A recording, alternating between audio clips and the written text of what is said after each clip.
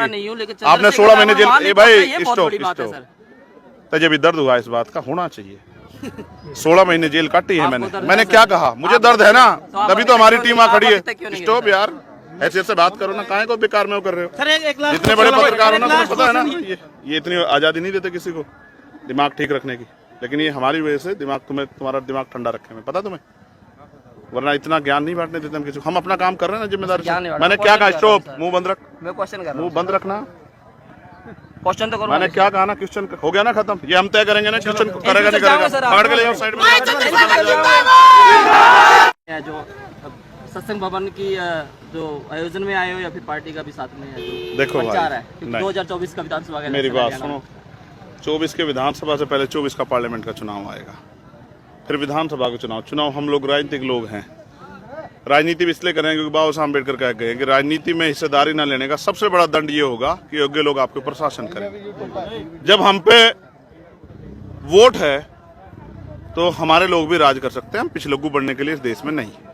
तो आज महाराज जी का जन्म दिवस था, उस जन्म दिवस के ऊपर मेरा महाराज जी से बड़ा प्यार है, मैं उनका जन्म दिवस सेलिब्रेट करने और सदगुरु रविदास जी महाराज से, भगवान वाल्मीकि महाराज से, गुरु नानक देव जी से प्रार्थना करने के लिए यहाँ आया कि सदगुरु जी उनको लंबी उम्र दे, और क्योंकि संतों का रहना समाज में जरूरी है, संत समाज को दिशा देते हैं, तो उनके जन्म दिवस पे और उनसे आशीर्वाद लेने के लिए मैं यहाँ आया। और क्योंकि समाज बड़े पैमाने पे इकट्ठा हुआ तो हमारी जिम्मेदारी भी थी कि समाज से बात रखें। मैंने समाज से यही अपील की है कि समाज लंबे समय से यहाँ दूसरों के पीछे खड़े होकर राजनीति कर रहा है, जबकि बाबा साहब ने हमें वोट का अधिकार ताकतवर बनने के लिए दिया था। हम चुनाव में वोट देते हैं और फिर 5 साल पछताते हैं कि हमारा कुछ हुआ नहीं। ऐसे होते होते 70 साल बीत गए। अब तो हमारे लोगों को जागना चाहिए, मुट्ठी बन के, ताकत बना के, एकजुट होके। और अब तक उन्होंने ऐसे लोगों को मौका दिया जो उनकी मदद नहीं करते थे, उनकी लड़ाई लड़ते, अब काम करने वाले लोगों को भी उनको मौका देना चाहिए। मुझे विश्वास है हमारे भीम आर्मी के प्रदेश अध्यक्ष जी, भीम आर्मी के प्रभारी, आज़ाद समाज पार्टी के प्रभारी, हमारे राष्ट्रीय स्तर के नेता जो यहाँ रहते हैं, हमारे विधानसभा, जिला, मंडल, संभाग के जो नेता यहाँ रहते हैं, काम करते हैं, उनकी मेहनत से आज़ाद समाज पार्टी 2024 का लोकसभा चुनाव भी और 2024 का विधानसभा चुनाव भी, सभी विधानसभा बड़ी मजबूती से लड़ेगी। क्योंकि आजाद समाज क्योंकि अकेले चुनाव लड़ेगी या किसी के साथ गठबंधन? क्योंकि हमें ये भी देखना है कि किस किस विधानसभा तक हमारा काम कहाँ तक पहुंचा, वो हमें तभी पता लगेगा जब वोट की संख्या आजाद समाज पार्टी को मिलेगी। इसलिए हम अपने बलबूते चुनाव लड़ेंगे और बाकी अभी चुनाव में बहुत समय है।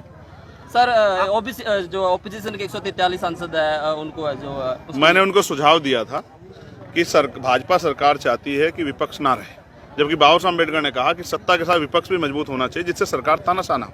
तो मैंने उनसे अपील की कि भाई अब देखो चुनाव में बहुत कम समय बाकी है, आप अगर अपनी रक्षा नहीं कर पा रहे तो आम आदमी क्या करोगे, तो अब आप इस्तीफा दो सामूहिक और सड़कों पे उतर के जनता के अदालत के बीच में चलो, जनता से अपील करो, मैं भी आपका साथ दूंगा अगर आप अपनी लड़ाई लड़ोगे। अगर आप नहीं लड़ लोगे तो फिर भाई हम क्या कर सकते हैं। तो मैंने उनसे अपील की है कि मैं भी आपके साथ हूं अगर आप सड़क पर अपनी लड़ाई लड़ने के लिए जाते हैं। और शायद सुझाव का असर भी है कि आज जंतर मंतर पे उन्होंने एक बड़ा प्रोटेस्ट किया है, लेकिन सवाल ये है कि जब तक जनता खड़ी नहीं होगी, ये देश में जन आंदोलन आसान नहीं है, क्योंकि इस देश में जातियों में ऊंच नीच है, भेदभाव है, बटे हुए हैं लोग। हमारे महापुरुषों ने, सदगुरु रविदास जी महाराज ने भाईचारे की बात की, बाबा साहब अम्बेडकर ने भाईचारे की बात की, माननीय काशीराम साहब ने टूटे फूटे लोगों को, हक वंचित, दलित, पिछड़े, आदिवासी, मुस्लिम, जैन, सिख, बौद्ध, ईसाई, कर्म, जो 85% बहुजन समाज को जोड़ने काम किया। हम भी उसी काम को आगे बढ़ाने का काम करें। हमने संघ बना के, भीम आर्मी का जो संगठन है उसके जरिए हमने दलित, पिछड़े, आदिवासी, मुस्लिम, जैन, सिख, बौद्ध को इकट्ठा करने का काम किया। अब आजाद समाज पार्टी में उनको हम राजनीतिक हिस्सेदार देके आजाद समाज पार्टी के जरिए हरियाणा में कमजोर वर्ग को राज लाने का प्रयास कर रहे हैं। सर, किसी के साथ गठबंधन ये पार्टी के नेता तय करेंगे, मेरा मैं तो पार्टी का वर्कर, यहाँ के हमारे नेता तय करेंगे। उपराष्ट्रपति की जो मजाक उड़ाएगा मिपरी करेगी, देखो साहब, कितना जायज है सर ये? क्या ऑपोजिशन इस हद पे आ गया है? मैं आपको एक बात स्पष्ट कहता हूँ, शायद वो अच्छी ना लगे, मगर सच कहने में अच्छे बुरा नहीं देखना चाहिए। ये उपराष्ट्रपति तब भी यही थे जब पहलवान बेटियों को घसीटा गया, वो भी शायद इसी समाज से थी। जब किसानों पर लाठी चली, वो भी समाज में से थे। और जब हरियाणा में जाट आरक्षण आंदोलन में जिस तरह से हजारों हजार लोग जेल गए और तमाम तरह की मुसीबतें जाट समाज, तब भी ये उपराष्ट्रपति जी यही थे। आप भाजपा की पिच पे जाके भाजपा के इशारों पे काम करोगे तो आपको ये अपमान सहना पड़ेगा। जबकि मुझे इस बात का दुख है, मैं नहीं चाहता कुछ भी हो, लेकिन आप ये सोचो, ये आज की बात थोड़ा ही है, बड़े बड़े नेताओं के कार्टून बनते आए हैं, ये तो अभिव्यक्ति की आजादी है। और आप ये बताओ, लेकिन वो कह रहे हैं कि एक मिनट सुनो, किसान बेटे की है, प्रधानमंत्री की कोई कर ही नहीं सकता ना किसान तो इस देश का अन्नदाता, उसकी बेइज्जती कौन कर देगा भाई? जो आदमी पेट पालता हो सबका, उसकी बेइज्जती कौन कर देगा? लेकिन जब 700 किसान शहीद हुए तो भी उपराष्ट्रपति जी यहीं थे, और उन 700 किसानों के शहीद पे जब प्राइम मिनिस्टर और भाजपा के लोग हंस रहे थे तब शायद कुछ नहीं कह पाए। और कल ही हमारी होनहार बेटी, हमारी बहन, इस देश का गौरव बढ़ाने वाली दुनिया में साक्षी मलिक जब रोते हुए लिकड़ी है ना अपने जूते रख के, तो भी शायद किसी का अपमान हुआ है। अगर अपमान मिमिक्री करना ही है तो बहन बेटियों को जिनको सर की पगड़ी मानते हैं, उनको खून का आंसू रुआने वालों को भी के बारे में भी सोचना चाहिए, उसको भी अपमान लेना चाहिए। और मैं आपको फिर कह रहा हूं, अभी तो जुम्मे 4 दिन, अभी तो ये पता लग जाएगा किसान की फसलों में सांड घुस गए हैं, किसान की जमीन पे जो है कब्जे हो रहे हैं अवैध, ये भी किसान का अपमान ही है। किसान को फसल के दाम नहीं मिल रहे, ये भी किसान का अपमान ही है। लेकिन मैं आपको फिर ये कहूंगा कि भाई भाजपा के इशारे पे ये सब करके बहुत कुछ नहीं होने वाला, क्योंकि किसान अपने दर्द को भूले नहीं है, और कोई जाति नहीं भूल रही। देश में जिस तरह जाति के आधार पर अपमान हो रहा है, कोई नहीं भूल रहा है।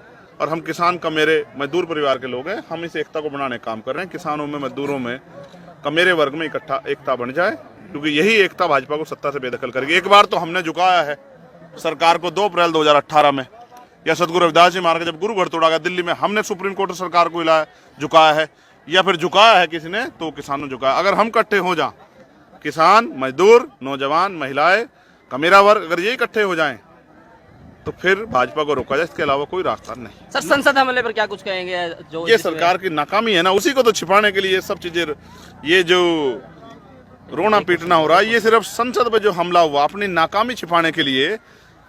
और ये इसलिए, आप एग्री करते हो सर? किस बात से? जो स्टूडेंट्स अंदर गए हैं, उन्होंने अपना विरोध प्रदर्शन जो स्मोक बम करके, देखो विरोध प्रदर्शन के लिए बहुत सारी जगह है, ठीक है, मगर ये भी सच है कि सरकार सुन नहीं रही। लेकिन क्योंकि वहां पूरे देश को चलाने वाले लोग बैठे हैं, कोई बहुत बड़ी घटना, सोचो वो बच्चे नहीं होते, कोई आतंकवादी होता तो क्या होता है इस देश में? ये देश तो इमरजेंसी का शिकार हो जाता। वहाँ प्राइम मिनिस्टर भी रहते हैं, गृह मंत्री भी रहते हैं, फाइनेंस मिनिस्टर भी रहते हैं, बहुत सारे लोग रहते हैं, रक्षा मंत्री भी रहते हैं। बहुत बड़ी चूक है सर, प्राइम मिनिस्टर को जवाब देना चाहिए था, गृह मंत्री को जवाब ना देने की बजाय आप ये जो पिछले दरवाजे से ये जो खेल खेलते हो ना, जाति का, धर्म का, जब आप ये किसान बेटियां बैठी हुई थी, पहलवान बेटियां, तब आप क्या कह रहे थे? यही भाजपा के लोग कि एक जाति का आंदोलन, जाटों का आंदोलन। जब आप क्या कह रहे थे कि ये जो है उसमें रेसलिंग फेडरेशन में अध्यक्ष बनने की लड़ाई है, तब भी जाट नहीं थे। तो मैं कहूंगा अब लोग समझदार हो गए हैं। मैं तो कमजोर वर्गों के लोगों से कहूंगा कि अगर इस देश में स्वाभिमान सम्मान के जीवन को जीना है, बहन बेटियों के सम्मान की रक्षा करनी है, भारतीय जनता पार्टी की गुलामी और जो महंगाई, बेरोजगारी कमर तोड़ रही है, उससे अगर आज़ादी चाहिए और संविधान को, लोकतंत्र को बचाना है, तो आज़ाद समाज पार्टी के साथ खड़े होकर आप इनको हराने का इंतजाम करो। आपकी वोट से ये लोग हारेंगे। ये नोट देके आपकी वोट को खरीदना काम करें, इनकी नोट को लात मार के अपनी वोट की शक्ति से आज़ाद समाज पार्टी की ताकत हो हरियाणा में, और हरियाणा में किसी का अपमान नहीं होगा। सर कथित तौर पे बात चलती है कि भाई मेरी बात सुनो, एक और रावण है जो दलितों का और जो महिलाओं का जो नेता बात करते हैं, नेता माना जाता है, लेकिन डॉक्टर रितु सिंह है जो धरने में बैठी है दौलतराम कॉलेज के बाहर। सर ठीक है, आप अभी तक नहीं गए हैं शायद, जहाँ तक मुझे कि मेरे जाते न्याय मिल जाएगा कि? लेकिन सर एक्सपेक्टेशन तो है सभी की सर एक्सपेक्टेशन तो है सर। क्या वो दलित होनी चाहिए ना? है सर? होनी चाहिए, तो आप अभी तक नहीं गए। जिग्नेश मेवानी ने भी अभी आपकी बात करी। एक मिनट तो सुन ले। हमारी पूरी टीम दिल्ली की, हमारे यहाँ हरियाणा के प्रभारी, हमारी पूरी टीम वहाँ रहती है, आपको पता है। लेकिन आप ही बताओ, कल मैं हरियाणा, उस उत्तर प्रदेश में जहाँ 26 लोगों की जान गई है, उनके परिवार के लोग सड़कों पर रो रहे हैं। उनकी लड़ाई भी तो किसी को लड़नी पड़ेगी। वहाँ तो बहुत सारे साथी हमारे संघर्ष कर रहे हैं। कोई बड़ा संघर्ष होगा, कोई इस तरह की वो होगी तो मैं भी चला जाऊँगा। लेकिन आप मुझे बताओ कि आज जो इंतजाम हमें करना है आने वाले 5 सालों में हमारे लोग साथ अन्याय ना, उसके बारे में भी तो सोचना पड़ेगा। एक अकेला चंद्रशेखर कहाँ जाए? जिन लोगों को 4-4 बार मुख्यमंत्री बनाया उनको भी जाना चाहिए। सर बहुत बड़े लेवल पे वो धरना चल रहा है। मैं क्या कह रहा हूँ, आप मुझे बताओगे कितने बड़े लेवल पे चल रहा है? आप बालक हो अभी, आप मुझे बताओगे कितने बड़े लेवल पे चल रहा है? आपको अभी पता नहीं है। यहाँ किसानों ने 13-13 महीने धरने करे हैं, 700 किसानों की जान गई। धरने आपने देखे नहीं है? अभी हमें बहुत दिनों के धरना करते, हमने 16 महीने जेल काटी। आपने 16 महीने जेल, भाई स्टॉप, तजब भी दर्द हुआ इस बात का, होना चाहिए।